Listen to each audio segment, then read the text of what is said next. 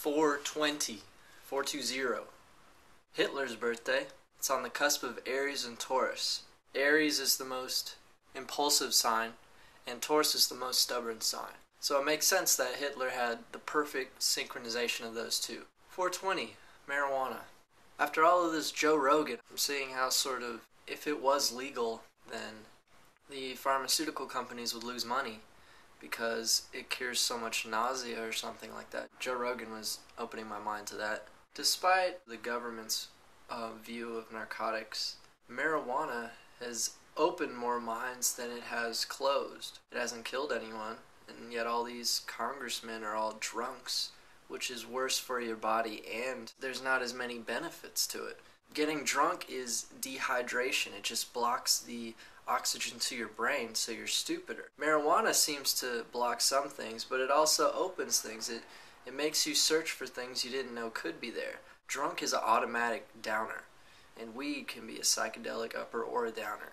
And the stuff that's legal in Cali is more expensive than the street prices, so the government, can make money off of it. And all these drug cartels in Mexico, all this violence that's happening, if it was legalized, then we wouldn't have to kill people for it because we can buy it on the streets. But you'd have to be a certain age or something, yet the product isn't going to be as good as the streets because the government isn't going to be like, oh, Purple Haze is more beneficial than Bubble Kush, Yeah, if we legalized it, your drug dealer friends would lose money. But then again, they'd probably just sell better shit. This is cheaper, and it's better than what the government's giving you. It's gonna be some, future Blade Runner shit, Or that really bad movie, what was it? Oh, Scanner Darkly, yeah. Great book, I'm sure, but the movie just was overkill. Keanu Reeves is really good at not knowing what's going on. Now we both have Moon and Cancer. We react to others a little more quickly than others. That's probably what makes him and I seem somewhat kind of slow, because we react to everything we see. That doesn't mean that you saw what we saw. You know what I mean? Off topic. See, that's what weed does to you. It makes you interested in everything. It doesn't necessarily lose your focus. It just shows you how what you were primarily focusing on shouldn't have been the primary focus, ultimately. Now that wasn't tobacco. That shit's wacky. Yeah, when I choose to inhale something, when I choose to put something in my body, I'm not looking for a buzz.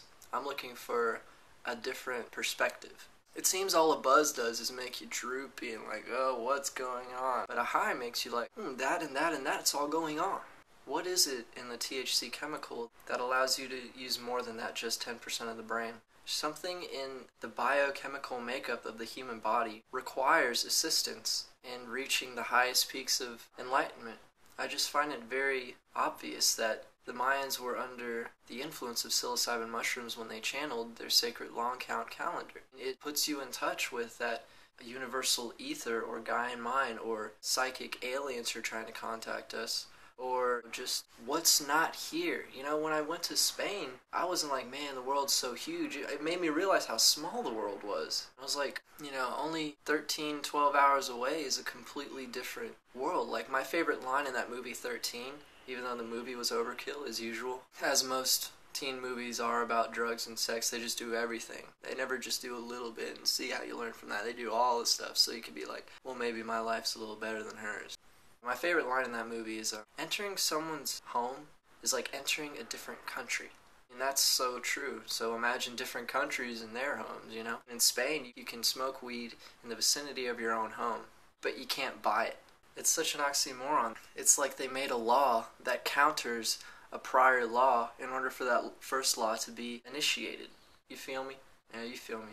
My favorite anti-drug commercial is not one where some kid ends up on the streets or in a whorehouse. My favorite commercial is this person talking about their bigger brother. He's like, when my brother smoked weed, he didn't go out and kill people. He didn't steal or rob anyone. He didn't do anything. That is nice. That strikes a chord with me. Because, since I do believe that to think is to act, like Emerson, and like Mark Twain, life isn't really events and happenings. Life mainly consists of the storm of thought that's forever flowing through your head. And talk about Uranus and Aquarius, right? And Neptune. Laziness is seen as something totally different in the eyes of everyone. Some people would call the amazing atheist lazy because He sits on his ass and gets paid on YouTube, or I don't know if you have a 9 to 5 or a 5 to 9. You seem like a night owl. He believes he's doing work, and I believe I'm doing work when we make this shit. When I tell people about my channel, they see it as a hobby and not a fucking eye-opener. Yeah, this shit's fun. I mean, learning is a hobby for me, but it's also the point of life. Life is a means to knowledge. Nietzsche. The Nietzsche. Friedrich Nietzsche. You won't learn a lot sitting on your couch. But with the internet, you learn a lot of knowledge and events, but you don't learn character. That's my favorite Stendhal quote. One can learn everything in solitude, except character. And that's what his whole novel, The Red and Black, is about. This young kid, Julian, who's a real genius, but when he goes into high society, people find him weird just because what he says is amazing, but how he communicates is so awkward that they think what he says isn't relevant. Aquarius, Tiger Rabbit speaking, It's funny how Nietzsche introduced me to him. Okay, but anyway, do drugs emphasize this lack of awareness? That's a Timothy Leary quote. When we're under the influence of psychedelics, we never really feel the need to do anything because we see how thoughts are a whole world of their own. And I love how McKenna said that when he did psychedelics, he preferred to do them alone. And I've only done mushrooms once alone. It's these little chocolates. But I mean, I was in a house, so I wasn't really seeing visions till I was trying to go to sleep, And he says he just lies in a room and closes his eyes. I mean, that's a lot of courage. Sometimes I have to open my eyes to escape reality. That's why we put the TV on. Look at other people's shit lives so we can compare them to ours. It's all a mask. This culture is the study of masks. Like, how well can we hide our grief? Not how can we show our unique joy and individuality. Terence McKenna has his son in the 12th house, just like me, so we prefer solitude. It's the house of secrets, and we have a lot of past life karma to catch up with. Now, he has like a Jupiter, Mars, Mercury, Sun conjunction, all within the 1st and 12th houses. And that's action, imagination, relationship, all in conjunction with his ego. And I'm starting to realize this more and more. He and I believe that without narcotics, to an extent, there wouldn't be any progress in culture. He says that the most highly advanced cultures did have traces of mushroom use or tobacco or whatever, even alcohol. I drink socially. I don't want to drink alone. Drinking blocks, weed opens. Drinking is fun because it blocks brain waves and you're stupider, so you take things more innocently. And weed is fun because it opens your brain waves, it makes you smarter. Like McKenna says, it makes you start over.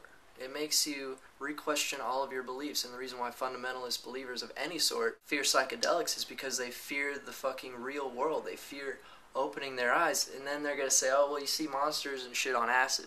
I'm not talking about visual hallucinogenic doses. I'm talking about spiritual insight doses. I don't want to see an elf next to me. McKenna's crazy visions, he believed were another part of the afterlife as well. I really want to talk to Joe Rogan about McKenna. And the best part about Joe Rogan is that, once again, he has his sun conjuncting Jupiter, both in Leo, so he's really confident, and yet he's still into mysticism. Most Leos are very skeptical about metaphysical things, but thank God his Jupiter's conjuncting in there. See, like, my friends just watched the UFC fighter deal, and I'm like, Joe Rogan, yeah, psychedelics.